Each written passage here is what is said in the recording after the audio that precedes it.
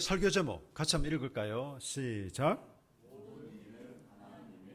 다시 한번 시작. 네, 일가영성 시즌 1 마지막 시간입니다. 이 시즌 1이라는 것은 시즌 2와 3도 있을 수 있다는 거죠. 네, 여러분 사실 일가영성은 우리에게 너무나 중요합니다. 우리가 왜 일할까? 우리가 또 어떤 태도로 일할까? 그리고 우리 삶에 일이라는 것은 굉장히 중요하지 않습니까? 학생은 학교 다니고 공부하는 일일 수 있겠고, 또 우리는 어떤 일상에서 일하는 것일 텐데, 이 신앙과 일을 제대로 연결시키지 못한다면 그냥 우리는 열심히 교회 다니기 위해서 어쩔 수 없이 일해야 하는가? 아니면 그냥 먹고 살기 위해서 일해야 하는가? 아니면 무조건 그냥 우리가 지난주 나눴던 것처럼 적게 일하고 많은 돈을 버는 게 우리 삶의 어떤 목적이 되어야 하는가? 그럼 여러분, 사실은 어떤 면에서는 신앙 따로, 일상 따로, 또 사회생활 따로, 종교생활 따로, 우리는 그런 이중적인 그리스도인이 될는지도 모르겠습니다. 그래서 사실 이 우리 그리스도 안에서 또 하나님 안에서 우리가 일을 어떻게 생각하고 또 실제로 우리가 어떤 삶의 방식으로 살아가는가라는 것은 사실 너무나 중요한 일이죠. 제가 좀 반복적으로 얘기하는 것 중에 하나가, 고대 사람들은 철저한 이원론에 빠져 있었습니다. 여러분 조금 공부를 해보신 분 아실 거예요. 철학에 있어서 거의 이 중요한 시절이 그러니까 그리스 시대, 특별히 플라톤, 아리스토텔레스 이런 사람들 아닙니까? 그 사람들의 기본적인 세계관은 이원론입니다. 영은 선하고 육은 악하다. 그래서 우리 육체를, 영혼을 가두는 감옥, 이렇게 생각했습니다. 그러니까 육체로부터 해방되는 게 중요하고, 육체가 하는 것은 다 의미 없고 나쁜 거예요. 이 철학으로부터 두 가지가 파생이 되는데, 하나는 금욕주의고 하나는 쾌락주의입니다. 몸은 악한 거기 때문에 몸을 괴롭혀야 돼요. 그게 금욕주의입니다. 또 한편으로 몸은 중요하지 않아, 내 정신과 영혼이 중요하기 때문에 몸이 뭔 짓을 하든 상관없어. 이게 쾌락주의입니다. 그래서 이 사람들은요, 도덕적으로 온갖 쾌락에 빠지고 성적으로 음란한 행동을 하고, 그래도 아무런 죄의식을 느끼지 않아요. 왜? 이건 내 영혼이 짓는 죄가 아니라 내 몸뚱아리가 짓는 죄일 뿐이야. 이렇게 생각을 했어요. 여러분, 굉장히 무서운 거죠. 어떤 사고가, 어떤 생각을 하고 있느냐, 어떤 세계관을 가지고 있느냐에 따라서 우리의 어떤 인생을 살아가는 태도와 삶의 방식이 결정됩니다. 그러니 여러분, 고대 사람들은 육체적인 노동, 일, 이런 것을 나쁘게 생각했어요. 아주 하찮게 여겼습니다. 그래서 노예들이나 하는 일, 적어도 귀족이나 고귀한 사람들은 육체 노동을 하지 않습니다. 우리나라는 어땠을까요? 마찬가지. 선비가 땀을 흘린다? 치욕스럽게 여겼어요. 아니, 어디 선비가 땀을 흘리냐 말이죠. 네. 여러분, 그런데 놀라운 것은 종교개혁이 일어나기 전까지 한 1500년대 중세시대까지 이 사상은 그대로 이어집니다. 여러분, 중세교회가 문제가 있어서 종교개혁을 하면서 개신교가 나타나게 했지만, 이 중세교회가 이단은 아닙니다, 여러분. 그렇다면 이단으로부터 개신교가 나왔다는 것밖에 안 됩니다. 중세교회도 초대교회로부터 이어져 온 교회였습니다. 물론 이어져 오면서 여러 가지 제도상으로나 정신적으로나 실제로 그들의 삶에 있어서 많은 문제가 있었지만, 그래서 이 종교개혁이 일어날 수밖에 없는 상황에까지 이르렀지만, 중세교회가 아주 이단이거나 전혀 하나님과는 상관이 없거나 그렇지 않습니다, 여러분. 중세교회가 초대로부터 거의 한 1500년 가까이 이어졌음에도 불구하고 예수님과 그리고 사도들의 가르침은 결코 이를 무시하는 게 아님에도 불구하고, 어떻게 이 고대 어떤 철학과 이런 이원론적인 사상이 교회에 많이 스며들어와서 이를 거의 비슷하게 생각을 했다는 겁니다. 종교 개혁이 일어나면서부터 일에 대한 생각이 바뀌기 시작했습니다.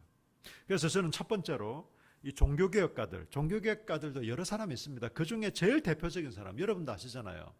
두 사람, 칼빈과 루터. 예, 이 두 사람만 잠깐 먼저 보겠습니다. 여러분, 칼빈은요, 처음으로 일은 부르심이다라고 얘기했어요. 직업적인 소명을 얘기한 사람입니다. 일은 부르심이다. 그러니까 이게 꼭 성직, 다시 말해서 목회자만을 얘기하는 게 아니라 모든 일, 뭐 세탁기 AS 하시는 분, 아니면 보험을 판매하시는 분, 아니면 자동차 수리하시는 분, 아니면 일반 회사원, 공무원, 예, 누구든지 간에 일은 부르심이다. 이 얘기를 하기 전까지는요, 부르심은 오직 성직자들에게만 해당됐습니다. 그 당시에 신부, 수도사, 수녀, 요 사람 말고는 다 부르심이 아니고 그냥 하찮은 일이나 그냥 하는 사람들, 그렇게 생각을 했어요. 예.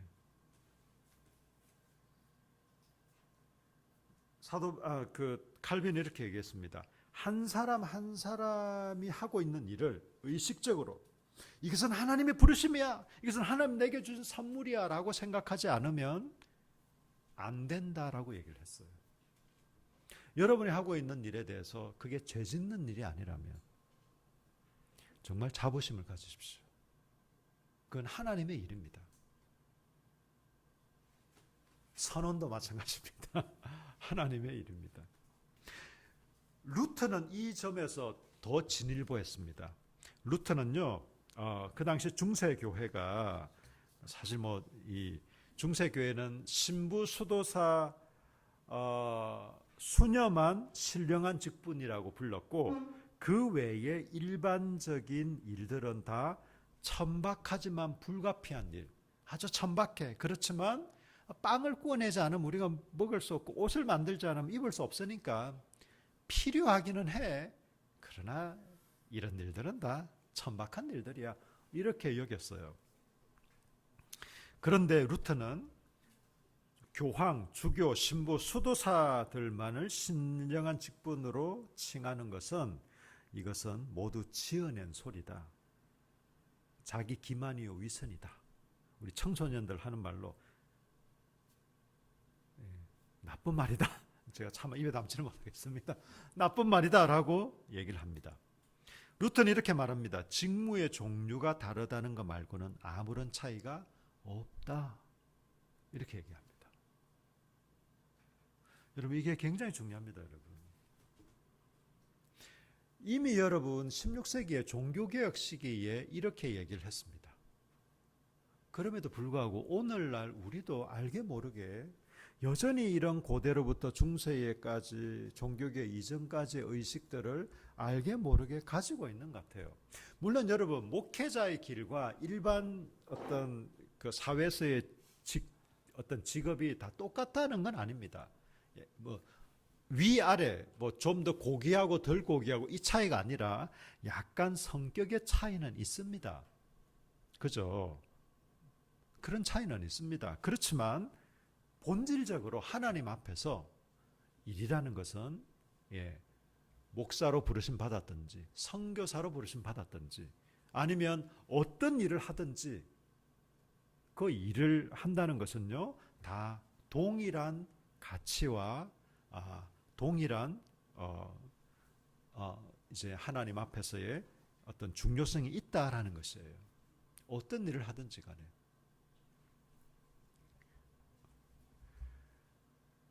여러분, 루터는 이렇게 말했습니다. 하나님은 그리스도인들을 너나 없이 동등하게 일로 부르셨다. 일로 부르셨다. 저는 루터의 이 말이 참 인상적입니다. 하나님은 소젖자는 여자아이의 일을 통해 친히 우유를 내고 계신다. 하나님, 여러분 동식물을 만드셨잖아요. 우유가 그냥 하늘에서 떨어지지 않습니다. 그 소가 소젖. 근데 소가 스스로 젖을 짜가지고 우리한테 주지 않습니다. 누군가가 소젖을 짜야 됩니다. 물론 그걸 또 뭐 좀 가공하고 뭐 또 이렇게 걸러내고 이런 것도 있지만 어쨌든 속아젖을 짜낼 수 있도록 누군가는 그 역할을 해야 됩니다. 그리고 또 여러 공정을 통해서 오늘날 우리에게까지 하나님은 그렇게 하신다는 거죠. 하나님이 그냥 딱 그냥 우유 뿅 된 걸 우리한테 이렇게 주시지 않습니다. 일용할 양식을 우리가 기도하잖아요. 그죠? 일용할 양식 중에서는 밥도 반찬도 우유도 다 포함된답니다. 우리의 주거 환경이나 기타 모든 필요, 그걸 하나님이 어떻게 해주세요? 여러분 그때마다 이스라엘 백성들의 광야에서 경험했던 만나 메추라기처럼 하늘에서 우유가 떨어지네 이렇게 해서 그렇게 주시지 않습니다. 누군가는 젖을 짜야 되고 누군가는 그 공정을 통해서 판매하고 우리는 또 마트나 기타 이런 데서 구입을 합니다. 쌀도 사 먹잖아요. 자기가 농사 짓지 않는 이상. 그게 하나님의 방식입니다, 여러분. 그렇게 해서 하나님이 우리에게 공급하시는 거예요. 그럼에도 불구하고 우리는 이렇게 고백하죠. 하나님 당신이 우리에게 일용할 양식을 주십니다. 그 소젖자는 그 뭐 여자아이든 누구든 그 소젖자는 사람이 우리에게 일용 양식을 주셨군요. 이렇게 생각하지는 않습니다. 물론 그런 일을 하는 분들한테 감사의 마음은 우리가 가지는 건 좋지만 우리가 그 고백을 그런 사람들에게 돌리지는 않습니다. 일이라는 게 그런 겁니다, 여러분. 두 번째는요. 이런 주님과 이웃을 섬기는 거예요. 오늘 본문에 보시면 종가 주인에 대해서 나오고 있습니다. 여러분 오늘 뭐 종가 주인의 어떤 노예 제도가 있습니까? 없습니다, 여러분. 사실 노예 제도가 한 18세기 거의 19세기까지 있었지만 이건 성경적인 건 아니었어요. 그렇지만 어쨌든 그 시대까지 있기는 했었죠. 불과 우리나라만 하더라도 저희 외갓집만 하더라도 저희 외갓집이 그 시골에서 그 동네에서는 제일 잘 사는 그 집이었대요. 집에 이런 그 뭡니까 이 노비들 하인들이 있었다고 해요. 저희 어머니한테 제가 얘기를 들으니까 그렇습니다. 그 여러분 불과 100년도 안 됐습니다, 여러분. 네. 지금 우리가 뭐 노사관계 기타 뭐 이렇게 직장생활 하더라도 뭐 사장도 있고 직장 상사가 있지만 우리가 주인과 종의 이런 노예의 관계는 아니잖아요. 그렇지만 그럼에도 불구하고 이 말씀이 오늘날 우리에게도 의미가 있을까요? 의미가 있습니다. 단지 이 시대에만 적합하고 이 시대에만 필요한 말은 아니었습니다. 오히려 역으로 생각해 보세요. 이 당시의 종은 주인의 재산이었습니다. 실제로 시장에서 사고 팔고 했어요. 얘 좀 건강해 보이네. 툭툭 쳐보고 괜찮겠는데 1,000만 원. 얘 보자. 얘 보니까 어디가 좀 상했네. 깎아 700만 원. 실제로 이렇게 거래가 됐습니다. 종은요 자기 재산이기 때문에 죽일 수도 있었어요. 그렇다고 해서 뭐 살인죄로 뭐 잡혀가고 이렇게 하지도 않았습니다. 왜? 자기 재산을 자기가 처분하겠다는데. 그런데 여러분 사도 바울이 뭐라고 하는지 아십니까? 그 종들에게 말하기를 너희는 어차피 너희 의지와 상관없이 그냥 먹고 살기 위해서 일해야 되고 그냥 주인 눈치나 보면서 최대한 편리하게 뭐 그게 네 팔자니 생각하면서 그냥 죽지 못해 살아라 이렇게 말하지 않습니다. 주님께 하듯 하나님께 하듯 너의 일을 하라. 주인을 섬겨라. 순종해라 라고 얘기하고 있습니다. 이 말을 오늘날 그대로 적용하면 우리의 사장님들을 하나님 모시듯이 막 그 어떤 사장님의 말씀 앞에 그냥 막 종처럼 이렇게 살라는 게 아니라 우리가 하는 일은 우리가 어떤 직장 생활을 하든 자기 일을 하든 혹은 어디에 소속되어 있든 여러분이 하는 일은 모든 일은 하나님의 일이기 때문에 하나님께 하듯이 하나님의 일처럼 하라 그 말입니다. 목사나 선교사들이 목회활동이나 선교활동 하는 것만 하나님의 일이고 하나님의 일처럼 하는 것이 아니라 여러분이 하는 어떤 일이든지 계산대에서 여러분 계산을 하는 업무를 하든지 어떤 일이든지 하나님의 일을 하듯이 하나님께 하듯이 그렇게 하는 게 우리의 임무인 것입니다. 여러분 세상 사람들은 그렇게 잘 하려고 하지 않습니다. 세상 사람들은요 일반적으로 잘리지 않을 만큼 일하고 사장은 직원이 사표 내지 않을 만큼 월급을 주려고 합니다. 그게 일반적이에요. 여러분, 우리는 그렇게 살지 않습니다. 우리 그리스도인들은 그런 가치를 따라 살지 않기 때문에 그래요. 실제로 우리의 삶의 방식은 그렇지 않기 때문에 그렇습니다. 이걸 반대로 얘기하면 뭐 예수를 잘 믿는 것 같은데, 교회는 열심히 다니는 것 같은데 사회생활을 그렇게 한다? 그 사람은 이중적인 사람인 거죠. 뭔가 내가 부족해서 이중적인 게 아니라, 우리가 여러분 뭔가 주님의 말씀대로 살려고 하다가도 우리가 좀 우리가 실수하기도 하고 좀 우리의 연약함 때문에 좀 이렇게 잘못하기도 하고, 그런 차원이 아니라 아예 그냥 삶의 방식을 하나님 말씀이 좋긴 하지만 이대로 뭐 살다가는 어떻게 세상살이 하겠어, 이따위 생각을 하시는 것은요, 여러분, 그것은 하나님을 무시하고 하나님의 말씀을 개무시하는 겁니다. 여러분, 기억하십시오. 우리가 연약해서 연약한 가운데 빠지는 것과 하나님 말씀을 노골적으로 대적하고 개무시하는 것은 다른 차원의 일입니다. 여러분, 그리고 주인한테 뭐라고 얘기하고 있습니까? 여러분 보십시오. 9절에 상전들아 너희도 그들에게 이와 같이 해라. 이와 같이 해라는 말은 선을 행하라는 거거든요. 앞에 8절에 보니까 이는 각 사람이 무슨 선을 행하든지 선을 행하라. 선을 행하라. 그리고 위협을 거치라. 네. 여러분, 제가 군에 처음에, 물론 한 20여 년 됐지만 제가 군대 처음에 입대해서 충격을 많이 받았어요. 저는 조선시대인 줄 알았습니다. 정말이에요. 군인들이 특히 직업 군인들 있죠. 직업 군인들이 지휘관한테 하는 행동을 보고 저는 정말 이해가 안 됐어요. 꼭 초등학생들 그 병정놀이 하는 것 같았어요. 그러니까 도저히 마음으로는 아닌 것 같은데 지휘관이 한마디 하잖아요. 우리 지휘관님 나이스. 이게 너무나 자연스럽고, 진짜 말 한마디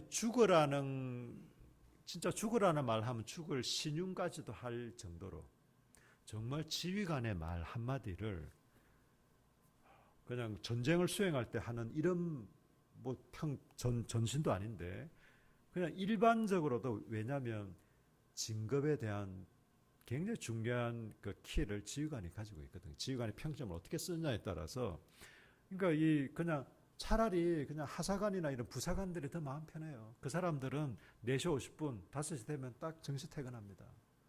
근데 장교들은 그렇게도 못하고 더 나아가서 진급을 안 돼 무조건 전역을 해야 되니까 장교들은 그런 어쨌든 구조적인 것도 있고, 그러면서 제가 그 생각했어요.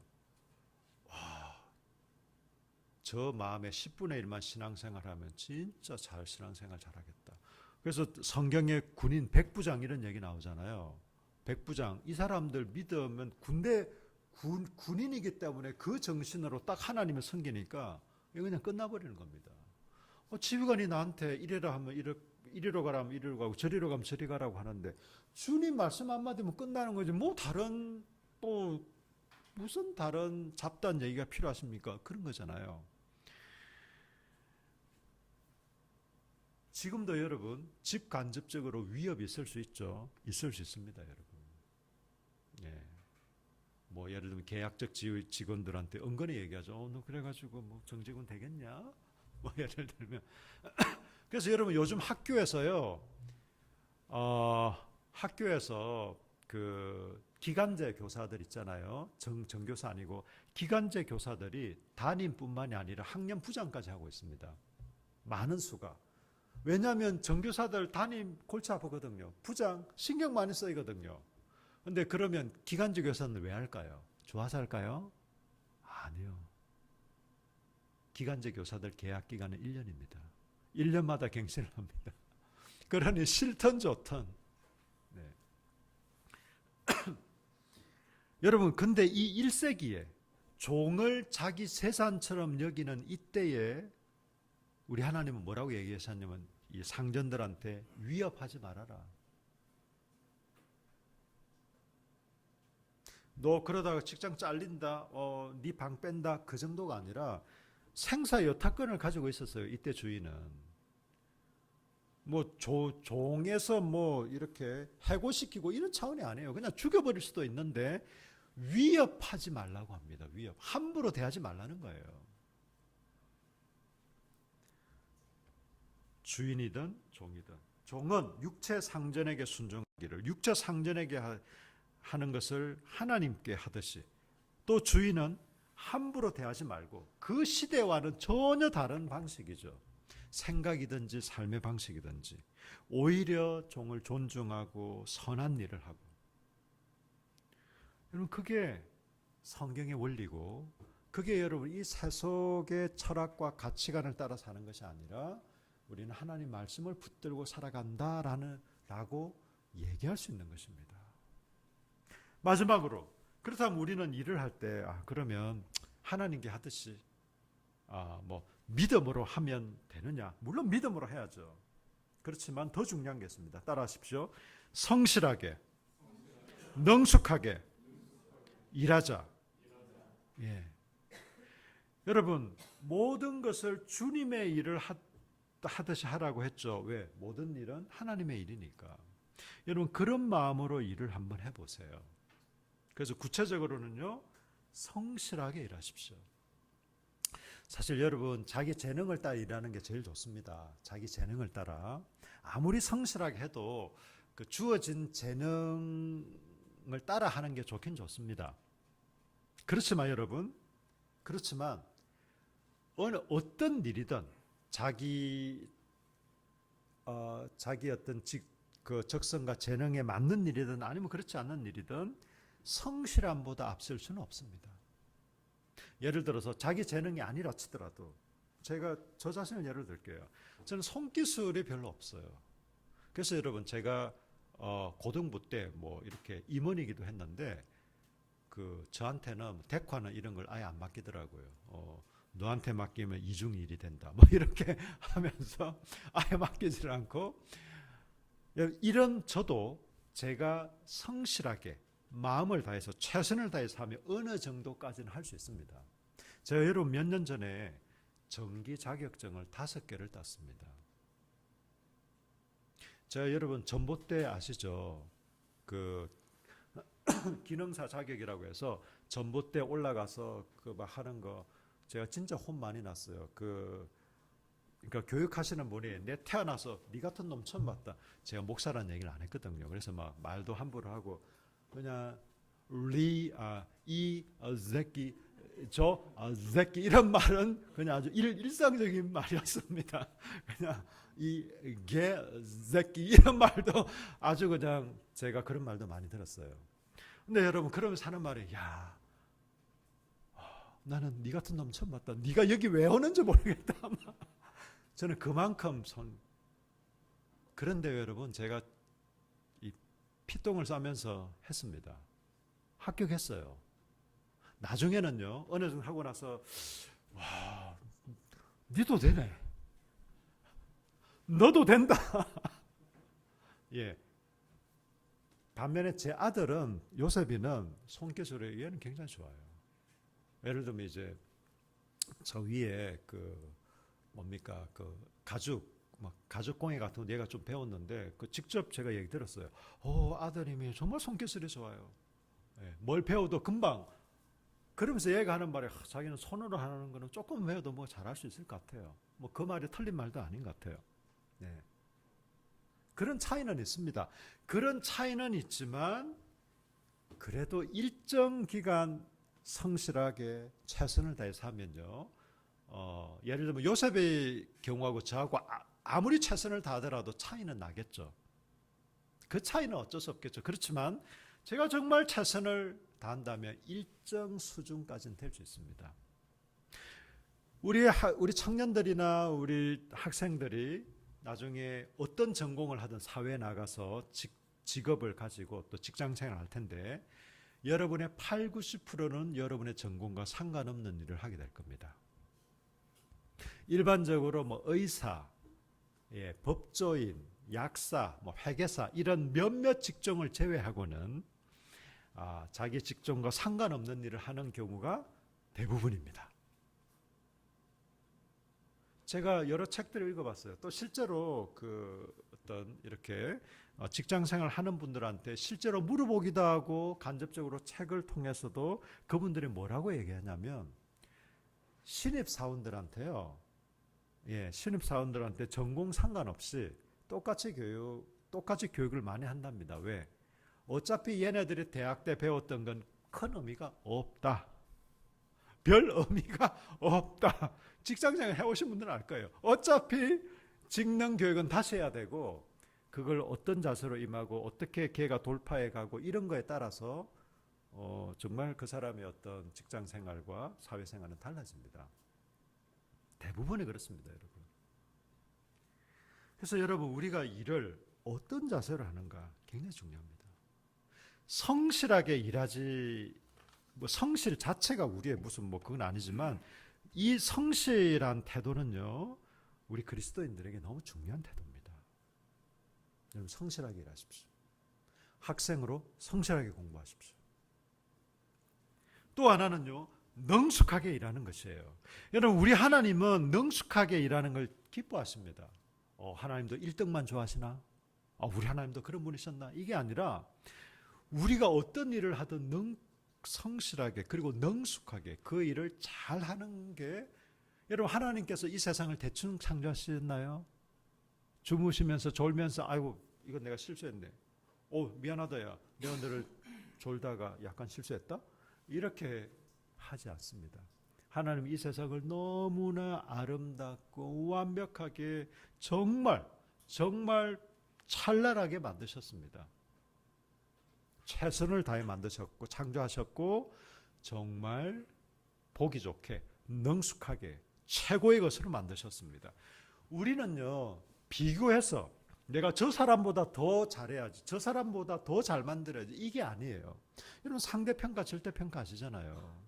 하나님은 우리를 상대평가하지 않습니다.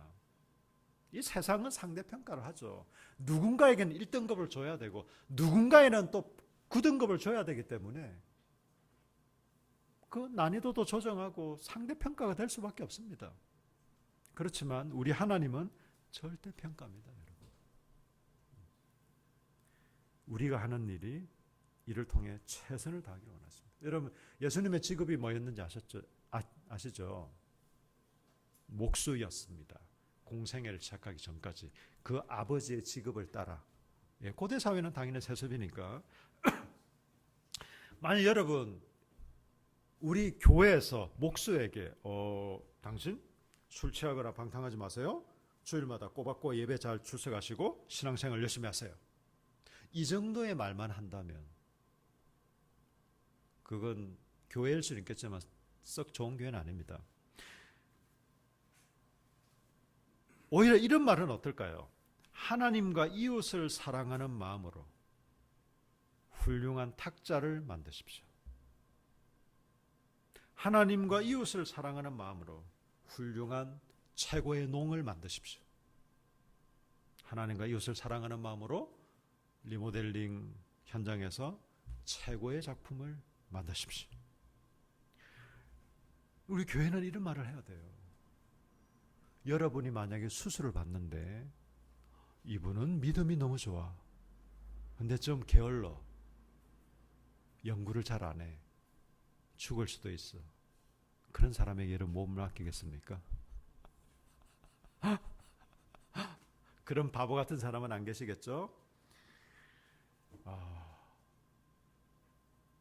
의사는요, 하나님을 사랑하고 이웃을 사랑하는 그 믿음이 기본이 되어서 정말 자기 일을 성실하게, 능숙하게 하는 사람에게 우리의 몸도 맡기지 않겠습니까?